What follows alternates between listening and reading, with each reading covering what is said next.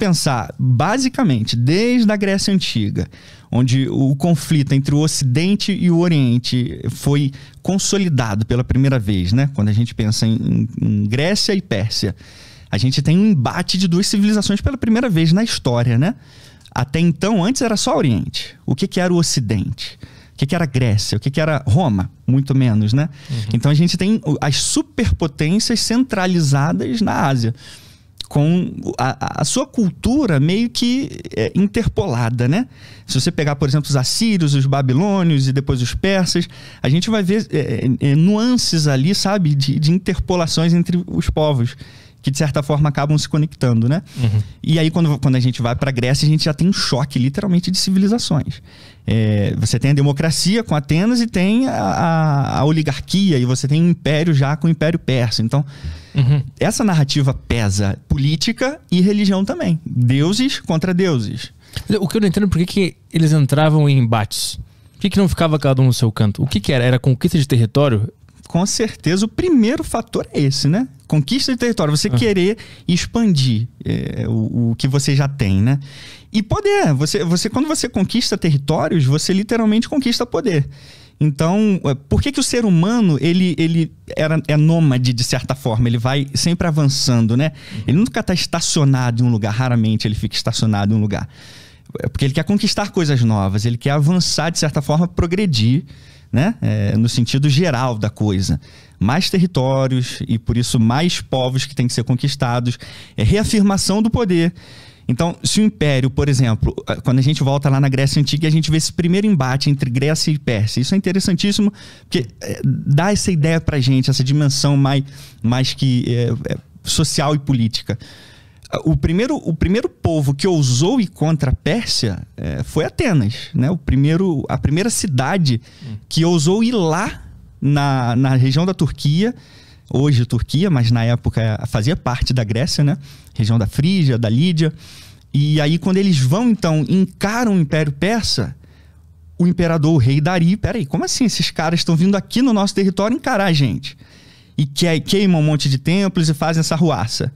A gente tem que provar para o mundo que nós somos o Império Persa, que eles não são nada. Então nós temos que reafirmar o nosso poder sobre eles. Então entra ego, entra desejo de conquista, entra a humanidade, né? Nesse aspecto, e então tem muitos fatores. O fator político, social, religioso, com certeza sempre foram forças motrizes aí para se desenvolver guerra, né? Quem iniciou a guerra entre Grécia e Pérsia foram os gregos? Eles que deram o primeiro soco? Tecnicamente não. Tecnicamente foi a Pérsia, né? Porque a Pérsia estava na Ásia, mas ela foi conquistando os territórios mais a oeste. E aí quando eles chegaram então na área da Turquia, que na época era Lídia, eles começaram a conquistar muitas cidades gregas ali, de Halicarnasso e tudo mais. E era literalmente o oposto. Era um outro povo conquistando um outro povo de uma outra mentalidade. Então veio que começou com os persas invadindo essa região costeira da Grécia Antiga, que fazia parte da Grécia. Uma coisa que eu sempre perguntei, como é que a notícia chegava nos chefes, nos generais, não sei como é que se denominava nessa época. Como é que chegava lá? Sim. Pra eles saberem que eles tinham que ir lá defender aquela parte do território. Mensageiros. O bom e velho mensageiro, igual a gente vê, por exemplo, nos filmes, né? 300 e tudo mais. A galera indo até os responsáveis por organizar o campo de batalha, né? E para dar a ajuda necessária. Então, no caso, por exemplo, no primeiro conflito entre Pérsia e Grécia, os mensageiros do rei Crésio, que era um rei assim, muito conhecido da Lídia, se deslocaram então para a Grécia continental, que é onde ficava Atenas e Esparta, né? E aí foram pedir ajuda. Olha, a gente precisa da ajuda de vocês porque os persas estão lá conquistando a gente. Eles estão literalmente dominando tudo. Então a gente precisa da ajuda de vocês. Então o mensageiro ia até lá e tentava organizar uma equipe de apoio, né? E depois tinha todo o caminho de volta até chegar lá. Então meio que eles já estavam estabelecidos quando eles voltavam para guerrear. Já estava tudo certinho lá. Sem dúvida, já era tudo bem estabelecido. e era o mesmo povo, né? Falava a mesma língua, tinha os mesmos deuses. Embora cada um tinha as suas diferenças de legislação. Se você, por exemplo, comparar Atenas com Esparta, ou com Corinto, Tebas, né? Macedônia. A gente pode dizer que era um povo com várias nuances ali de diferenças, né? É como se fosse se cada estado... como se fosse Estados Unidos, por exemplo. Cada estado tem uma certa autonomia para resolver as coisas do seu jeito. Mas todo mundo fala a mesma língua, tem a mesma cultura, né? E naquela época adoravam os mesmos deuses. Então já havia essa conexão, assim, quando um pedia ajuda, o outro ia ajudar. Isso quando não tinham tretas entre eles, que era o mais comum, né? Quando a gente fala em Grécia Antiga, a gente fala um turbilhão de pancadaria para tudo que é lado. Entre eles mesmos. Entre eles mesmos. Na verdade, o Império Romano surgiu como uma potência que dominou a Grécia e depois dominou o mundo, justamente porque os gregos já se destruíram quando os romanos estavam chegando. Eles estavam em guerra quando os romanos estavam se organizando, isso? Exatamente. Enquanto os romanos se uniam, meio que se uniam como um povo mais coeso, os gregos estavam em pancadaria um com o outro. A Grécia em algum momento foi a maior potência? Sim, com Alexandre o Grande se tornou a maior potência da sua época. E aí ela perde essa potência pro Império Romano. Pro Império Romano, exatamente. Porque assim, se a gente parar para pensar desde a época da Grécia contra a Pérsia, houve uma coalizão assim fantástica entre os gregos. Os gregos se juntaram e literalmente expulsaram os persas. E quando a gente fala dos persas, a gente não pode esquecer que era o maior império da época. Era gigantesco do ponto de vista territorial, era gigantesco do ponto de vista militar, porque eles eram grandes guerreiros. Não é essa loucura que a gente vê nos filmes, aí eu entro um pouco no meu trabalho que eu faço lá, né, no canal, especialmente no Brasão de Armas, que eles saem correndo como uns loucos, sem preparo nenhum, sem nenhum tipo de estratégia e simplesmente são trucidados ali. Não, eles são povos sofisticados ali. Eles conhecem a arte da guerra. Claro que tem um tamanho enorme, uma quantidade muito grande de mercenários, mas eles não se tornaram o que se tornaram por sorte, né? Eles sabiam o que estavam fazendo e tinham estratégia. Mas nesse embate, por exemplo, entre os gregos e persas, eles conseguiram se unir de uma maneira maravilhosa. Todos eles, todas as cidades gregas. Mas depois, quando Atenas, por exemplo, começou a subir, Esparta começou a ficar com inveja. Peraí, como é que Atenas está crescendo e a gente está começando a ficar para baixo? Então a gente tem que fazer alguma coisa para impedir esse poder de Atenas. E o que a gente faz? Guerra. E aí surgiu a Guerra do Peloponeso, em 431 a.C. Os espartanos dividiram a Grécia no meio, atenienses com a outra metade, e aí o conflito mais sangrento da história da Grécia aconteceu. Nem com os persas foi tão bizarro assim. Quais são os números? Tem? Pra gente ter uma noção? É praticamente impossível, porque foram 27 anos de guerra. Cara, então não tem como saber. Não tem como saber. O que a gente sabe é a dimensão da desgraça que aconteceu na Grécia, né? Primeiro que a Grécia ficou em frangalhos. Por quê? Não só no sentido pessoal, né, de gente, do fator humano, mas no fator territorial também. Por quê? A gente pensa muito que os espartanos, né, eram aqueles povos protetores da Grécia, vamos lutar pela Grécia, aquele mito que o filme passa pra gente, né? Aí muita gente diz, pô, Thiago, mas é Frank Miller, cara, é um quadrinho e tal. Mas o Frank Miller se baseou na história, né? Então, assim, a gente não pode também separar completamente. É um fanfic, puro e simplesmente, o filme 300? Acho que não é essa a ideia. Quem assiste o filme está querendo ver alguma coisa ali que seja interessantemente ou minimamente real, né? Mas quando a gente vê que os caras são colocados como os salvadores da Grécia, opa, peraí, vamos ver as fontes originais, né? E aí, pra gente entender esse impacto geopolítico. 27 anos de guerra. Grécia dividida, mais dividida ainda do que antes. Esparta entrega todas essas cidades que lá no início os atenienses lutaram contra os persas para proteger, lá da Turquia, né, da região da Turquia. Fica com os persas. Então, aí já tem uma ruptura do mundo grego. Metade do mundo grego está com os persas e a outra metade está no continente. Então, olha o caos geopolítico que já acontece. E aí, a Esparta, de certa forma, tenta manter o seu controle ali, né? O seu poder. Porque agora, como a gente se aliou aos persas, os persas estão do nosso lado. Só que causou um rebuliço na Grécia Antiga, porque, peraí, como que os espartanos entregam para os nossos inimigos o nosso povo? Isso não está certo. E aí, depois da Guerra do Peloponeso, que terminou no finalzinho do século V, mais conflitos começaram a acontecer. Só que conflitos dessa vez para erradicar Esparta. Os gregos da época, liderados por Atenas e por Tebas, queriam acabar com os espartanos de fato. Por causa dessa traição. Por causa dessa traição. Mas qual era o interesse de Esparta em entregar essas cidades? Por que eles fizeram isso? Ganhar a guerra. Porque eles não estavam conseguindo ganhar a guerra contra Atenas. Ah, tá, mas em algum momento eles foram amigos? Dos persas? Espartanos e gregos. Em algum momento eles foram...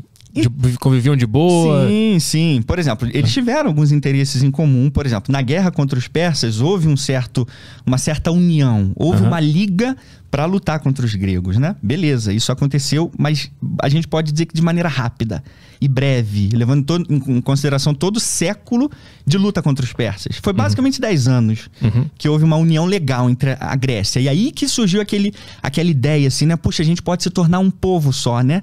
Olha como a gente é forte se a gente estiver junto. Só que quem pensava assim não era Esparta. Esparta só olhava para o umbigo dela. Quando então rolou, Atenas se tornou muito forte, porque era Atenas que estava lutando contra os persas e protegendo essas outras cidades mais frágeis, né? Cobrando impostos, é claro, também não é porque era boazinha não, a gente vai proteger e lutar por vocês. Se tornou um império, né? Mas estava cumprindo o papel dela, que era lutar contra os persas, os invasores. E aí Esparta então viu que Atenas estava crescendo demais, então foi à guerra para frear esse crescimento de Atenas. Só que não estava conseguindo vencer. Mais ou menos 17 anos depois do início da guerra, mortes e pobreza, né? E muitos efeitos colaterais que a guerra causa, e Esparta sofrendo isso. O que a gente faz agora? Não tem como vencer essa máquina, porque Atenas foi a primeira superpotência naval da era do mundo, a gente pode dizer assim. A primeira que colocou mesmo o poder marítimo como o centro de todo o seu poderio militar. Como que a gente encara eles? Que a gente não tem marinha? Persas. Os persas têm dinheiro, os persas têm barcos, né? Então vamos nos aliar a eles. Então os espartanos eles iam pelo interesse. Puramente interesse. E aí é aquele ditado que eu até mencionei há pouco. O que é melhor para Esparta? Independente dos gregos. Que se danem os gregos. O que é melhor para Esparta? Se aliar a Pérsia? Vamos lá, a gente se alia a Pérsia. E aí entregaram então essas cidades-estados gregas todas para a Pérsia e receberam ajuda dos persas então. E aí gerou todo esse rebuliço, essa tragédia geopolítica grega. E aí com o passar dos anos, mais ou menos 370 a.C., atenienses e tebanos se unem e literalmente liquidam os espartanos. Houve uma ruptura assim completa da conexão grega. Só que para chegar a isso, Atenas já estava destruída, Corinto já estava destruída, Esparta já estava destruída, Tebas estava fraca. Então você tem um efeito colateral muito nocivo que fez com que os romanos chegassem na Grécia. Olha aí. Tá tudo pronto já. Tudo pronto. Entendi. É só a gente dar umas espadadinhas nos caras que tá tudo sob controle. Os caras já estão destruídos. E eles ainda conseguiram, de certa forma, resistir um pouquinho na Batalha de Corinto, que foi a Batalha da Conquista de Roma na Grécia. Ainda tentaram lutar e tal, mas eles não tinham a menor condição de encarar aquela máquina de guerra coesa que eram os romanos. Então meio que a culpa foi deles próprios de se dizimarem, abrindo caminho para os romanos, né? E a partir daí o Império Romano se torna o que a gente conhece. Que foi, é isso. Exatamente. Agora, os espartanos, a gente tem aquela ideia de que eles eram uns caras muito foda com a ética, com a honra, e eram soldados diferenciados. O quanto disso é verdade? O quanto disso é verdade? Zero. Zero? É mesmo?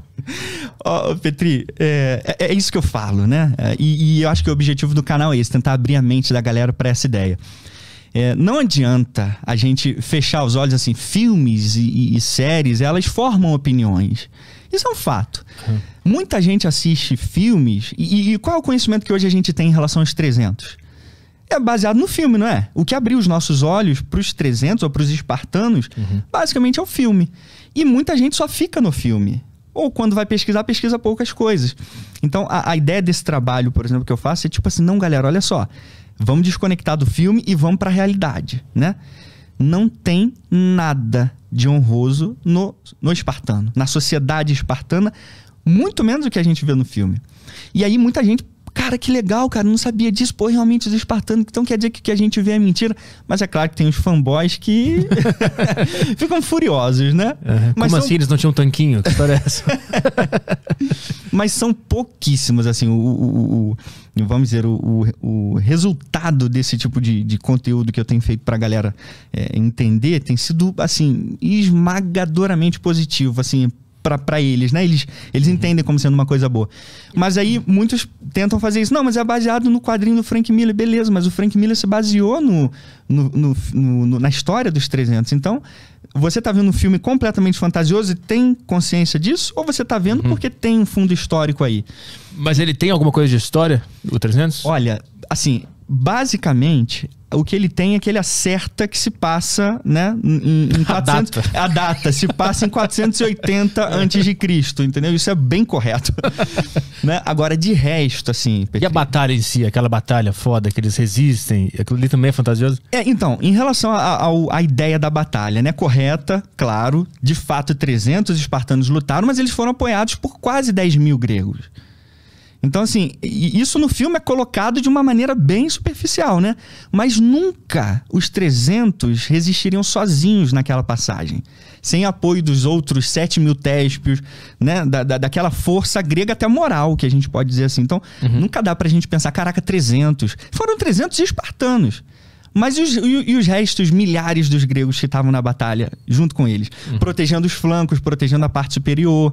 Então, assim, tinha todo um destacado grego ali do lado deles. Agora, a gente pode dizer o seguinte, em relação a essa ideia, né? A batalha, a ideia de que 300 lutaram na batalha, sim, mas não sozinhos. Isso já é um ponto, né? Eles lutaram daquele jeito, como você falou, com um tanquinho lá? Claro que não, cara.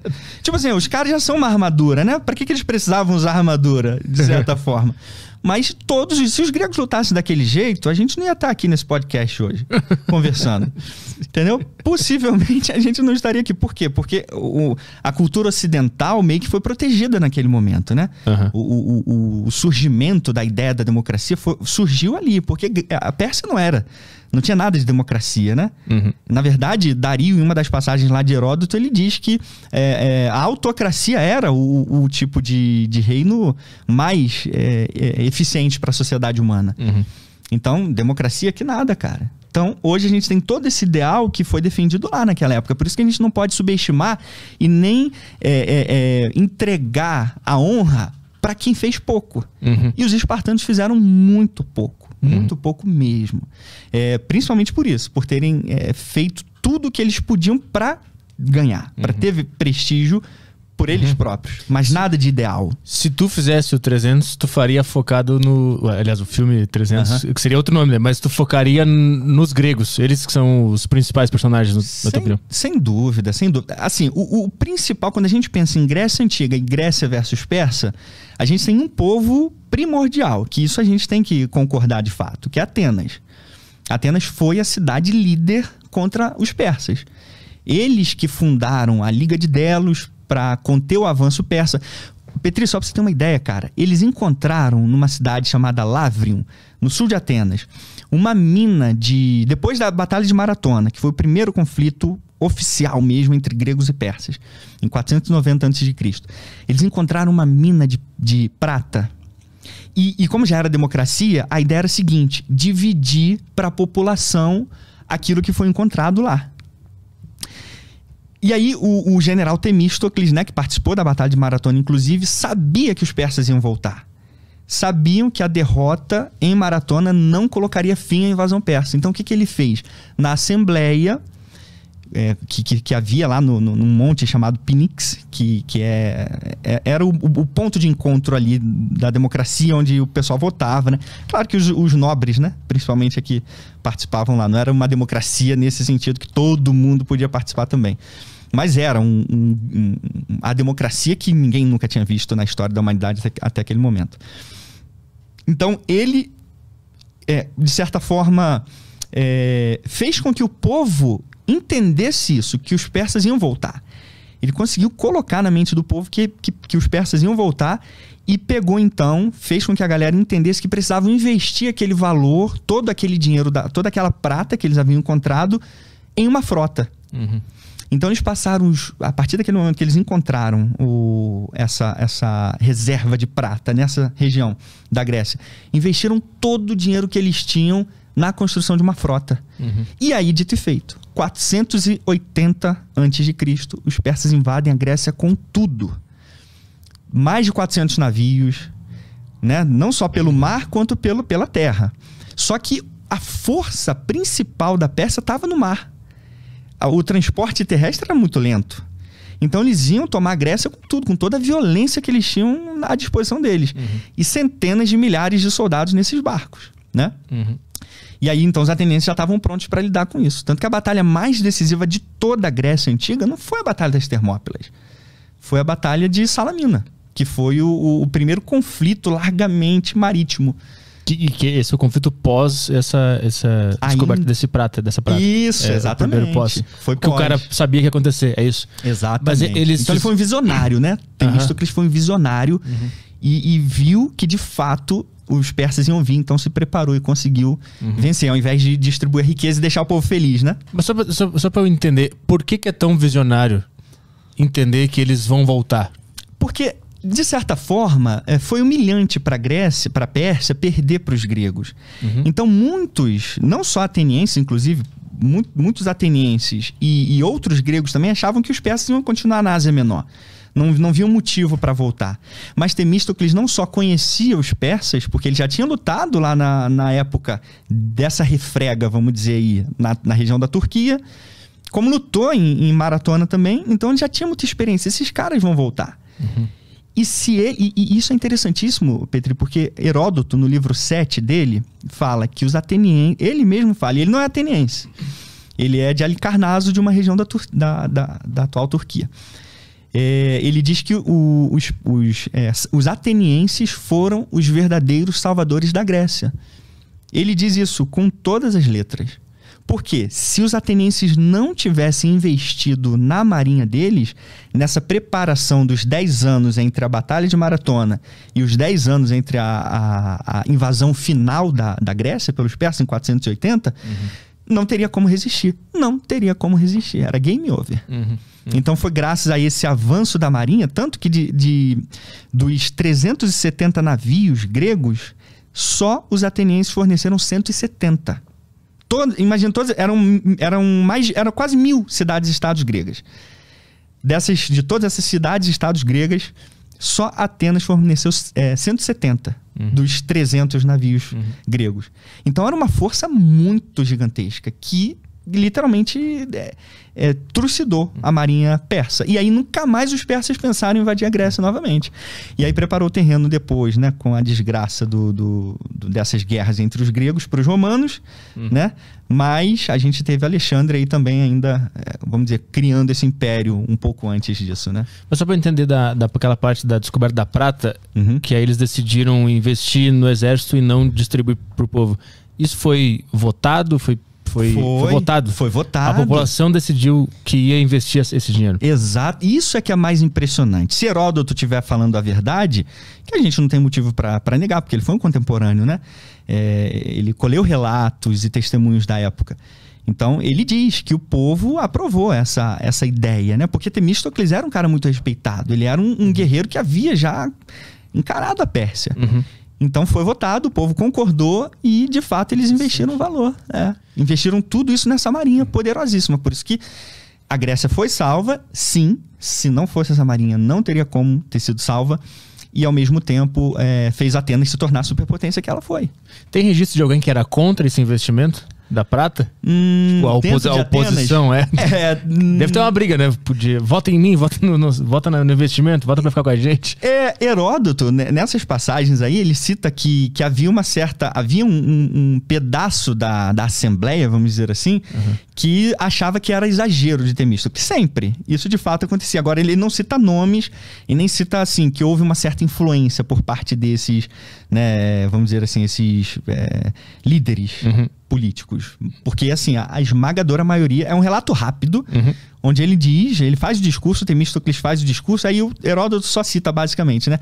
Apesar de alguns, né, concordarem com a ideia de que seria um exagero, a esmagadora maioria do povo concordou e votou no desenvolvimento da marinha a partir daquele momento.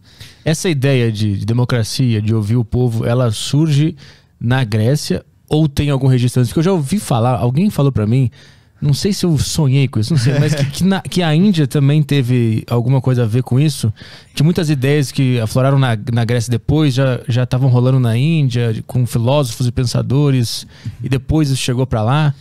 Petri, eu não sei, cara. Assim, realmente eu nunca ouvi falar sobre algo democrático surgindo na Índia. Nunca ouvi falar.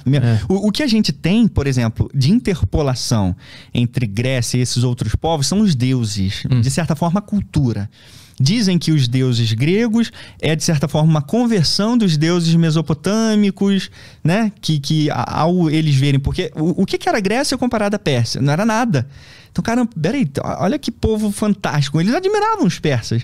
Ao contrário do que a gente vê, de certa forma, nos filmes, os persas eram super, ultra, mega poderosos. Os caras eram, eram respeitados mesmo pelo que eles eram.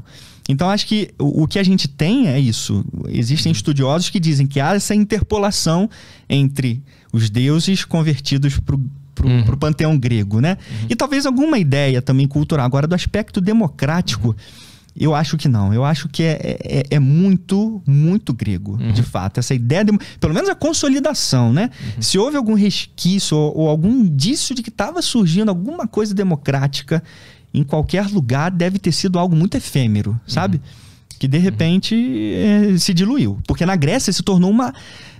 pelo menos Atenas, assim, pro povo ateniense se tornou uma febre. Sabe? Uma febre, assim. Todo mundo em Atenas, principalmente, outras cidades e estados olhavam meio atravessadas para Atenas. Mas a ideia foi vendida muito rápido. Outros povos passaram a olhar a democracia como sendo uma coisa boa, menos Esparta.